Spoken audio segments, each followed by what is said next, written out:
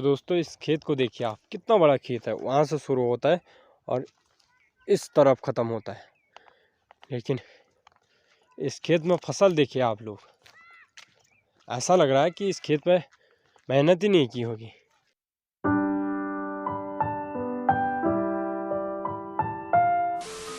नमस्कार पहलाग दोस्तों, मैं केसर सिंह जसकोटी। स्वागत है आप सभी लोगों का मेरे ब्लॉग्स वीडियो और देवभूमि उत्तराखंड में। तो चलिए फिर साथियों करते हैं ब्लॉग की शुरुआत। तो बने रहे अंत तक मेरे ब्लॉग के साथ में। तो आज काफ़ी लंबे टाइम के बाद मैं ब्लॉगिंग कर रहा हूँ। लगभग एक हफ्ता मैंने स्किप किया और आप कोशिश रहेगी कि लगातार मैं आपके बीच बना रहूँगा। तो साथियों इस वक्त आया हूँ मैं खेतों में। आज आप लोगों को दिखाएंगे गेहूँ व सरसों की फसल, क्योंकि इस बार की गेहूँ की फसल की बहुत बुरी स्थिति है। उसी को मैं आप लोगों को दिखाने वाला हूँ। पहाड़ की पीड़ा फिर आप लोगों को मैं दिखाने वाला हूँ। तो सनराइज़ भी हो चुका है और ये रहा आज का व्यू। और सामने इधर रहा हमारा गांव रोडिया वाकल, ये रहा। ये रही गेहूँ और सरसों की फसल। देखिए आप, लग ही नहीं रहा है कि इधर गेहूँ बो रखे होंगे, क्योंकि इस बार की फसल पूरी मार खा गई। हमारी मेहनत पूरी बर्बाद हो चुकी है भाई। ये देखिए, थोड़ी भी हरियाली नहीं दिख रही है, क्योंकि बारिश हो ही नहीं रही है तो हरियाली कहाँ से दिखेगी। और जो थोड़ा बहुत हरियाली भी दिखाई दे रही है, खेत थोड़ा पीला पीला दिखाई दे रहा है ना, तो वो सरसों है। गेहूँ तो ख़त्म है, क्योंकि बहुत बुरी स्थिति है।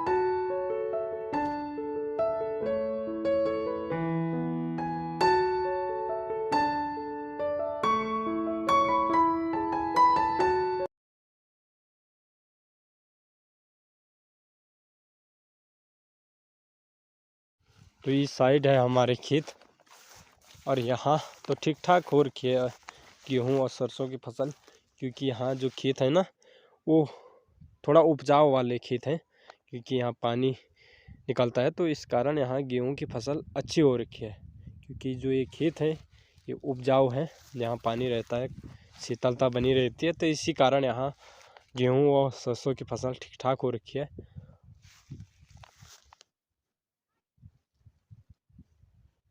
तो आप दूसरी साइड आप लोगों को दिखाएंगे कि क्या स्थिति हो रखी है इस बार गेहूँ की फसल की। इधर देखिए सरसों कितनी बड़ी हो चुकी है, लेकिन गेहूँ की फसल इतनी छोटी हो रखी है।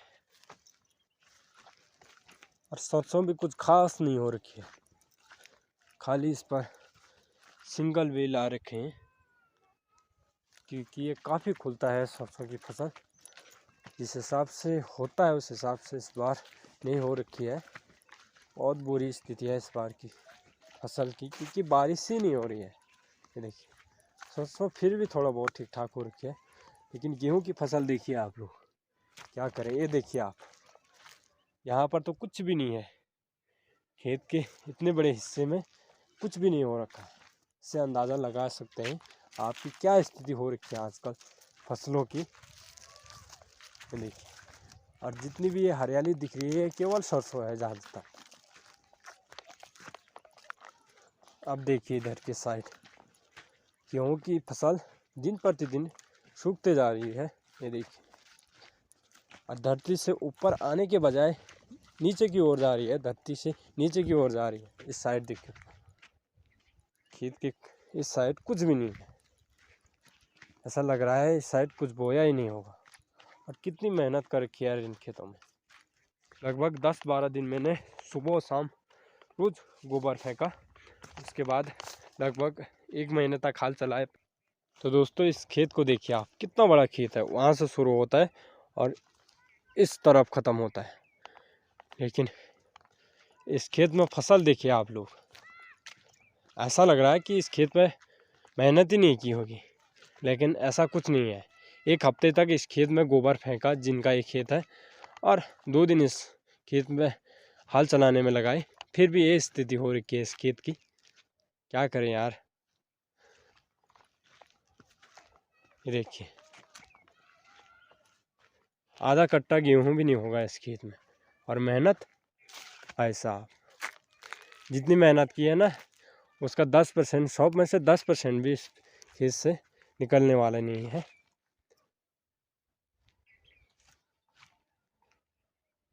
ये होता है यहाँ। समय पर बारिश नहीं हुई तो पूरी मेहनत गई भाई पानी में। तो इस बार समय पर बारिश नहीं हुई। नवंबर दिसंबर में अगर बारिश होती तो फसल ठीक ठाक हो जाती, लेकिन बारिश हुई नहीं तो फसल ने सूखना ही था, क्योंकि यहाँ खेत उतने उपजाऊ है नहीं, तो कहाँ से फसल ने ठीक ढंग से होना था। तो सारे खेत ऐसे ही हो रखे हैं। इस खेत में भी पता ही नहीं लग रहा है कि गेहूं की फसल बो रखी होगी, पूरी लाल दिखाई दे रही है। अब ले चलेंगे आप लोगों को उस तरफ। तो इस तरफ भी सरसों ही हो रखी है और सरसों भी सूखने की कगार पे है। ये देखिए क्या स्थिति हो रखी है खेतों की, क्या करें यार। तो इस साइड दिखाएंगे आप लोगों को, और इधर है बड़ी सी चट्टानें, बड़े से पत्थर।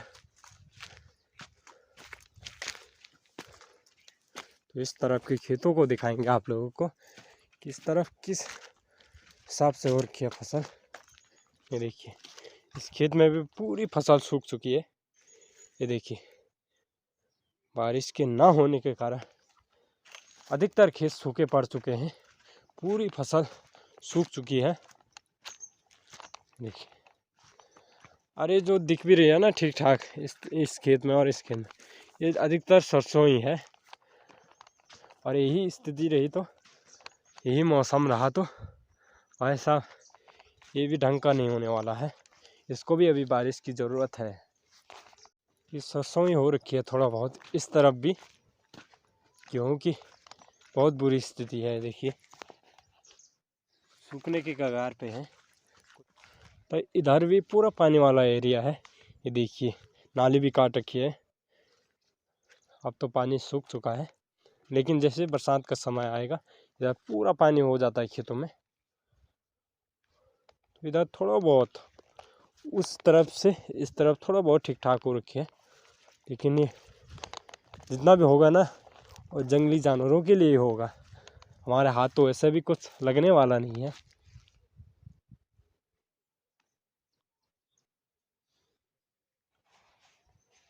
तो साथियों दिन प्रतिदिन सूखा पड़ते ही जा रहा है, और पिछले 4-5 सालों से तो कुछ ज़्यादा ही। फसल के समय तो बारिश ही नहीं हो रही है, और आउट ऑफ सीज़न तो खूब बारिश हो रही है। लेकिन जैसे फसल बो रहे हैं हम, जैसे बारिश की ज़रूरत पड़ती है पहाड़ों में खेतों में, उस समय बारिश ही नहीं हो रही है। तो इसीलिए पहाड़ के किसान मार खाते हैं। इसीलिए दिन प्रतिदिन पहाड़ों के खेत बंजर होते जा रहे हैं, यही सबसे बड़ा कारण है। और थोड़ा बहुत अगर फसल हो भी गई ना तो उसे जंगली जानवर रहने ही नहीं देते। क्या ही करें आप, क्या ही बोले आप।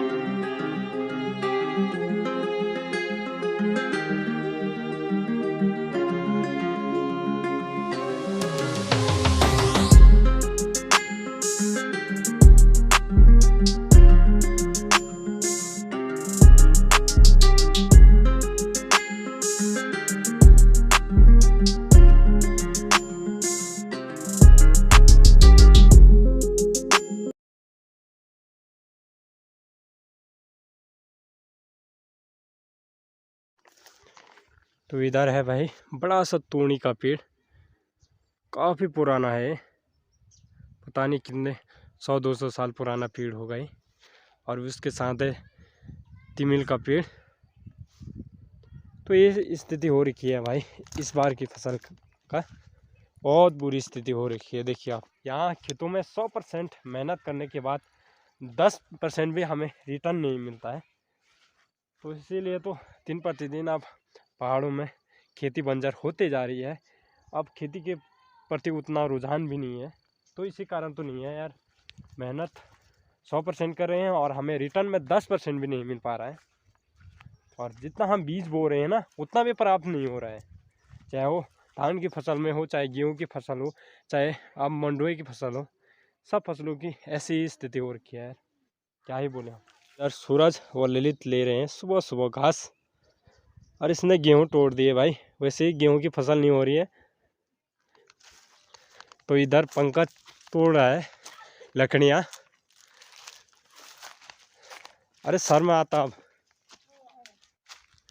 वो लकड़ी ढंग से सूखी नहीं है।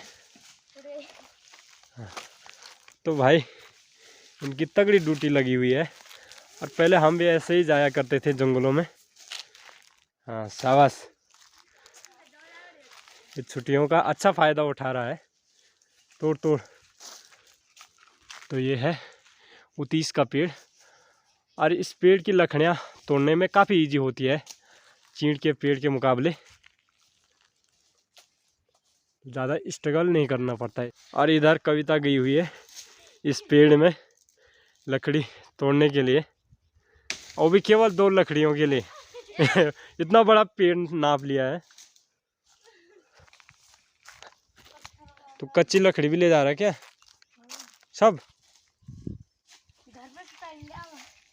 तो पहुंच चुकी है कविता अब ऊपर पेड़ में, केवल 2 लकड़ियों के लिए। इतना स्ट्रगल है भाई। वो पैण खाओ नहीं गए बस। केवल 2 लकड़ियों के लिए इतना बड़ा स्ट्रगल। तो ये हमारा खेत है, और इस खेत में गेहूं और सरसों के साथ मसूर की दाल भी है। ये रही।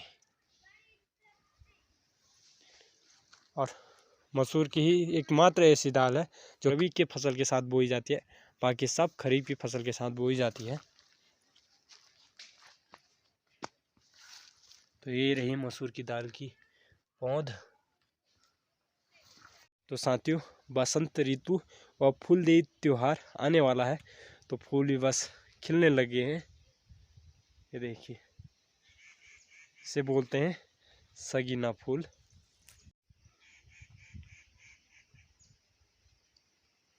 तो भाई आप पहुंच चुका हूं मैं अपनी गौशाला में, और ये रही हमारी थोरी। ओ थोरी, ओए बदमाश बदमाश, ए बदमाश। और इधर रहे हमारे बैल खैरा, ये रहा खैरा, और ये बिन्ना, और इधर रही हमारी भैंस। ओए ओए भानु,